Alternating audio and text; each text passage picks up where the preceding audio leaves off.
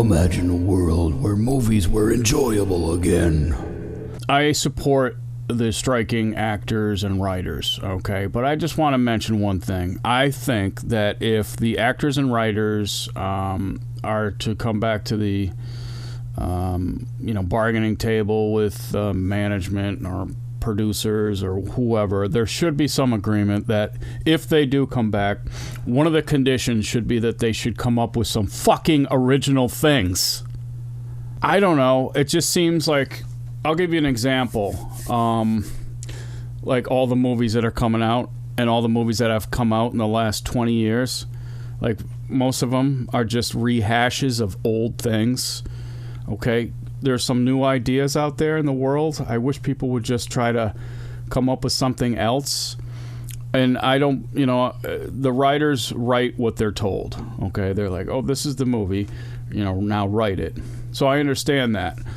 The actors just do what they're told. But if they could have some kind of pull, right now they have the ear and the attention of these producers and these studios and these corporate entities that take their movies and have test audiences watch them, and these test audiences are so bland because they don't have any idea what a real great movie is anymore because they just don't make them, so their palate is completely fucking numb, like a friggin' long-term COVID patient with no taste anymore in their mouth. So anytime they see something a little spicy in a movie, they're like, no, we don't want that, no.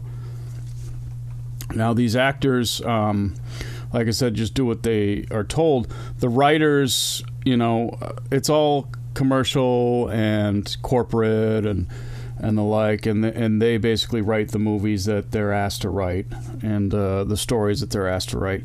But why isn't there any more originality? I remember I sat and watched the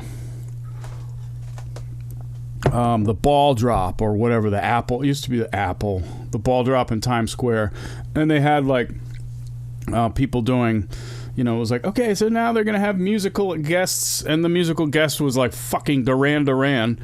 This is 1980s, and it was like a whole 1980s thing, a 90s thing. Nothing. When I watched that on New Year's Eve 2023, nothing suggested 2023 to me. Everything was a throwback.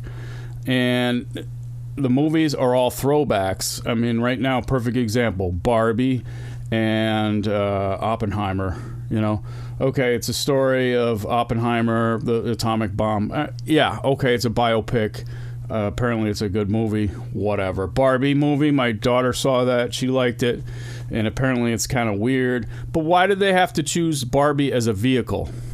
Not Barbie vehicle, not like the Barbie van or the Barbie dream house or the Barbie Corvette or whatever it was. But why do they have to choose that? Why can't they just have an original story, a new story with new characters, right? Now every character is like already developed because, that's the character that's just like the other character, so I don't have to have any character development in the story. I don't have to have and you just have to like realize that character is just like the character in that other movie. So we don't have to like flesh out the and explain characters and have new ideas. We have to just kind of rehash and redo everything that's already been done before. Disney's doing that right now, taking their cartoon movies and making them live action movies. And how much of that is live action anyway, with everything CGI? And that's the other thing with these smash 'em up car chase movies. Like, what is real and what is not? Years ago, I'd go to a movie and used to say, those car chases were really good. That explosion, that must have been like something when they filmed that, right?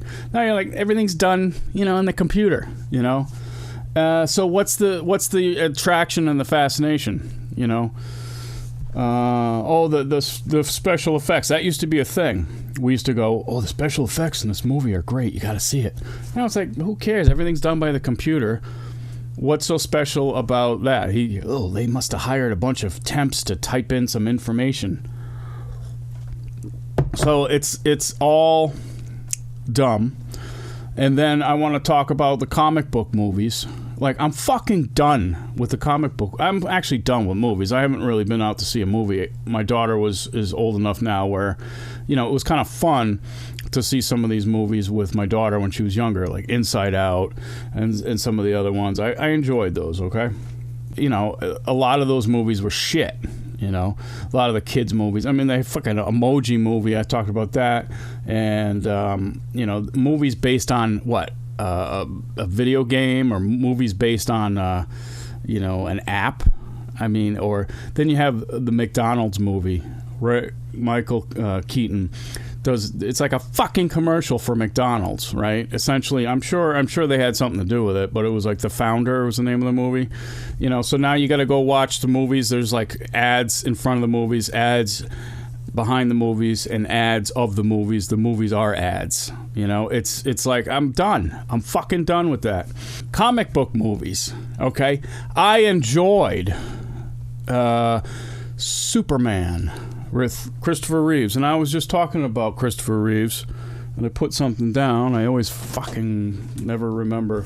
This movie right here, I watched this last night with the family because we love this movie. This is Christopher Reeves and Jane Seymour, 1980, Somewhere in Time. Really interesting. You know, it's like I had like time machine element, not time machine, but time travel, and then it had romantic things, and it had like period stuff, and it was like I love this movie. It's a really great movie, and it's on DVD here.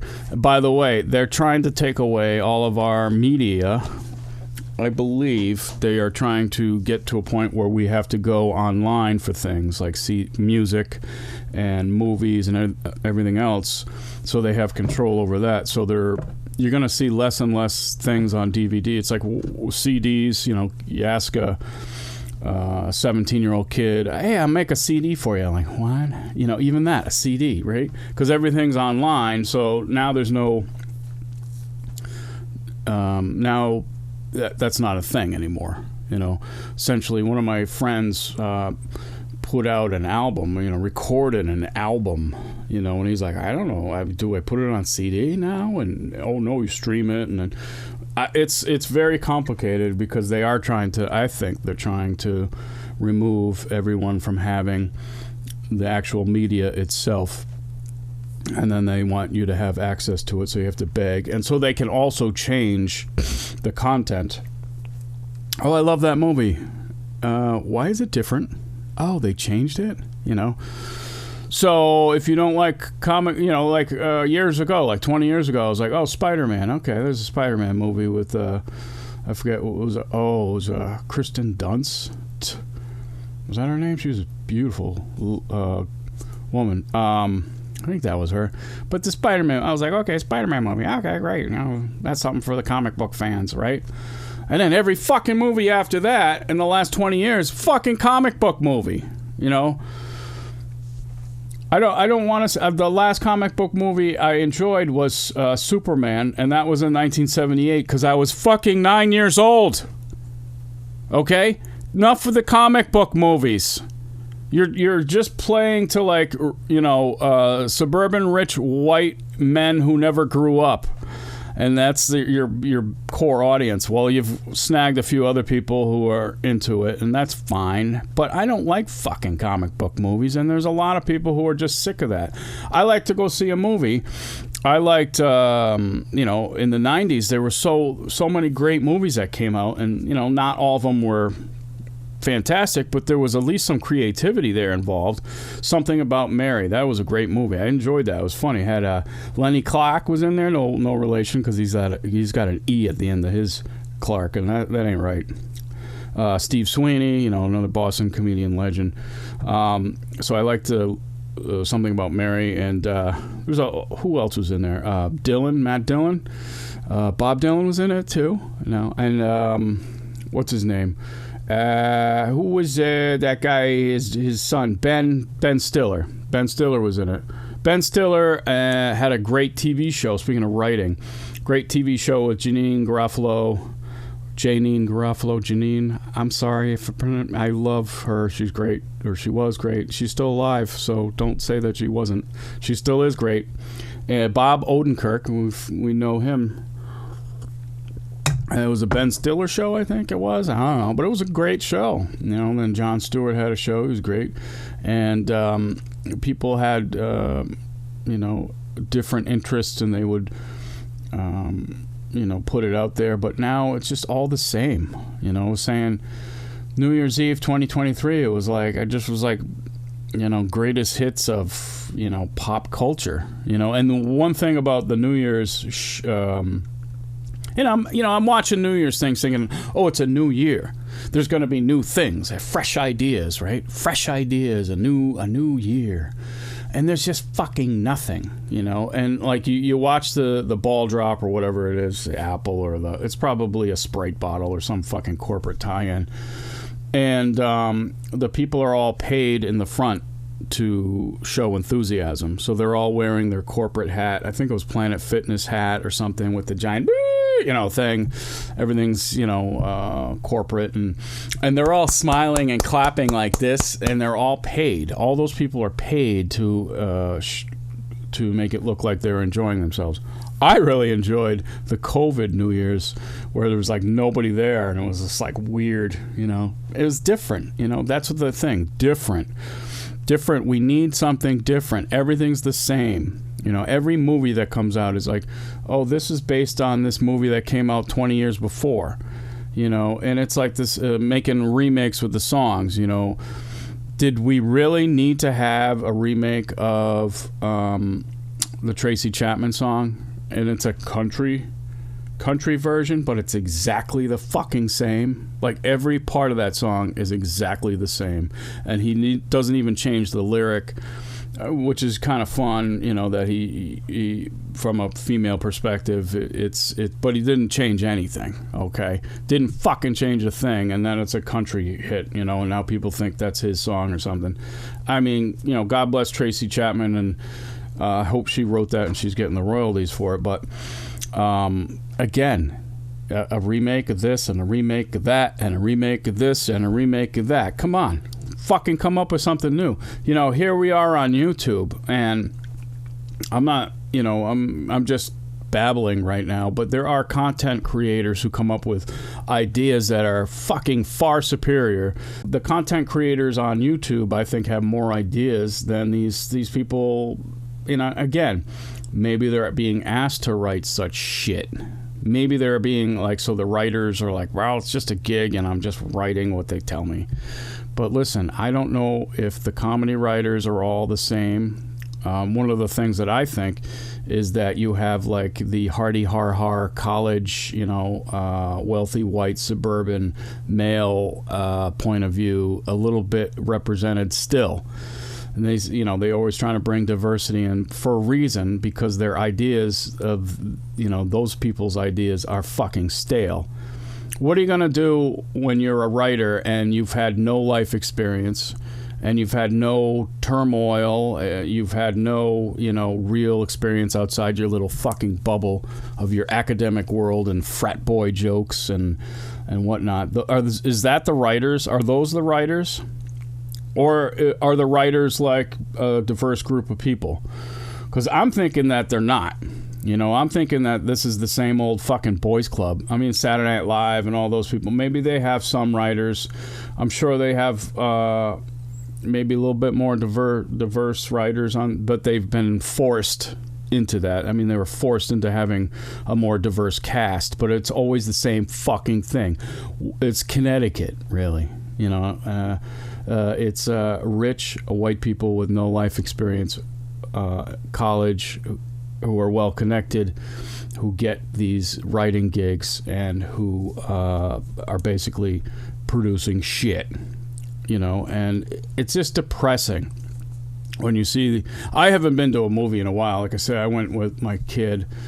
We enjoyed Inside Out, and Inside Out, I think that's the name of the movie. That was a good movie, you know. It was like sad. I cried in that movie because it was like the kid and you know, this and that, and the girl, and I had a daughter, and it was like, yeah, you know.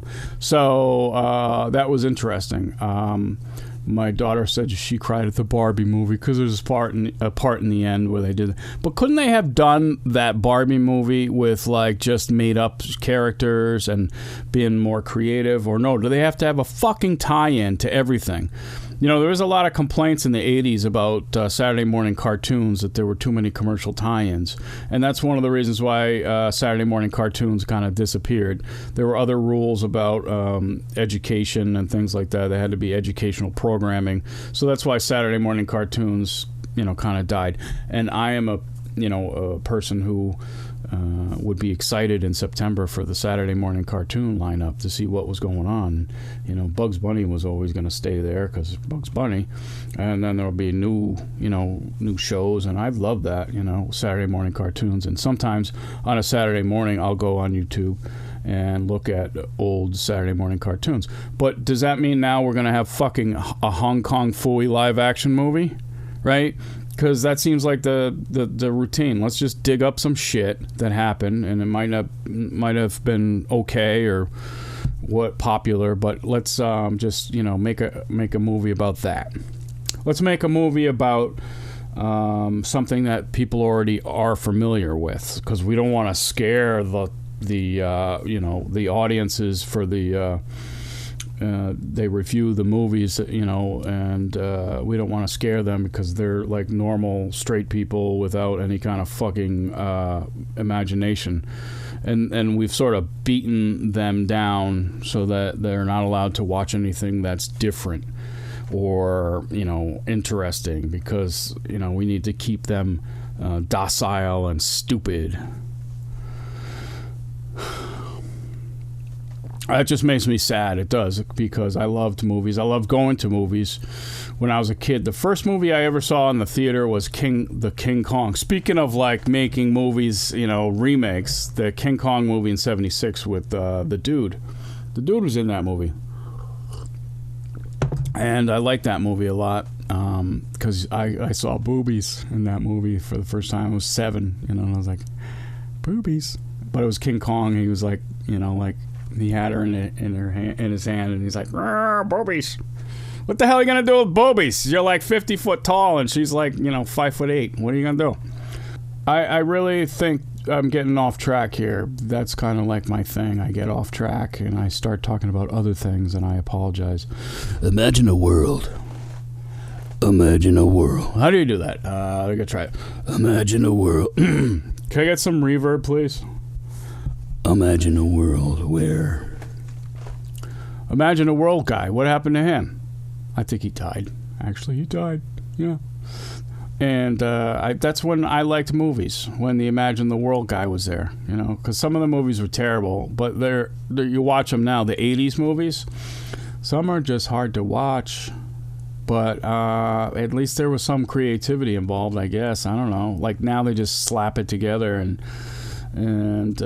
ride the wave of whatever the thing is. Oh, we're going to appeal to these fans, you know, so we already have a built-in fan base, so we don't need to like do any work to produce something that's original and yet interesting and yet inspiring and yet sad and yet happy, and very 2023, you know, just this new thing. And no, what do you choose to do?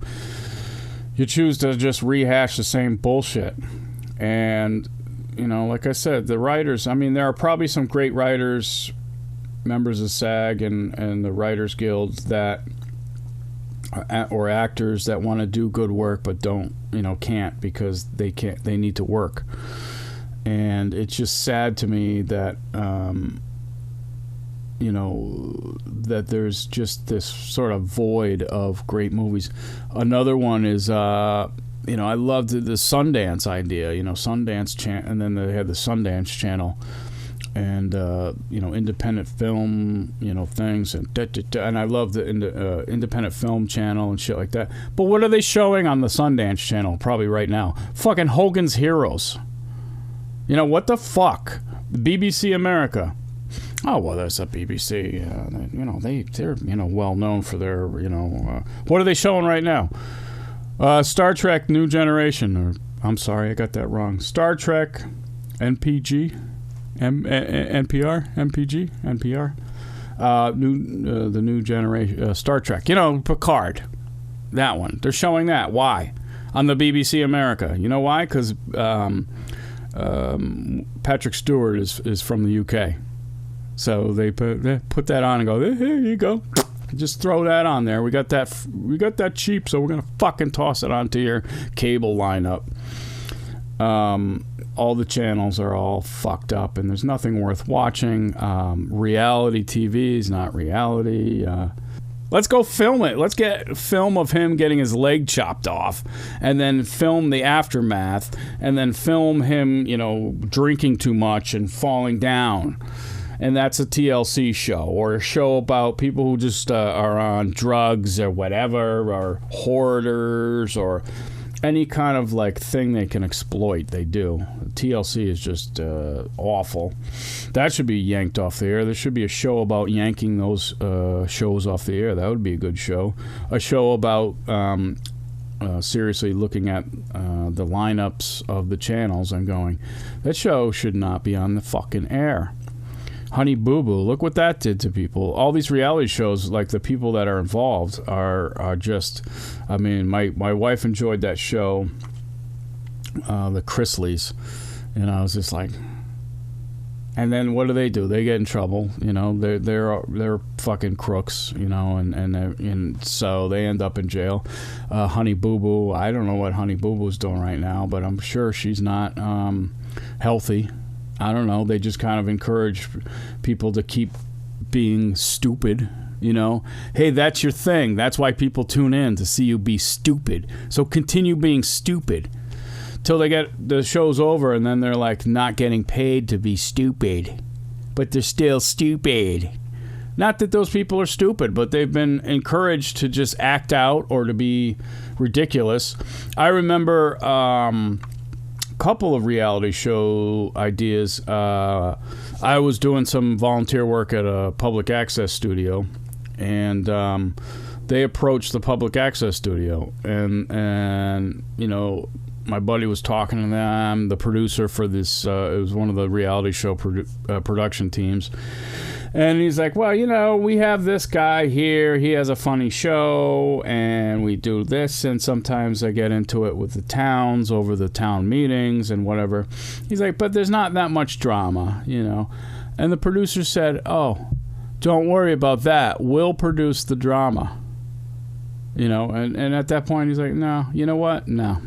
I think I'll stop there, but I wish the actors and writers luck, but I really think that if you go to arbitration, the arbitrator should, as a condition of coming back to work, should include a clause that says you must be creative and make shit that is not redundant and stupid and played out, because everything seems to be getting played out, including this video. So I'll leave it at that. Goodbye.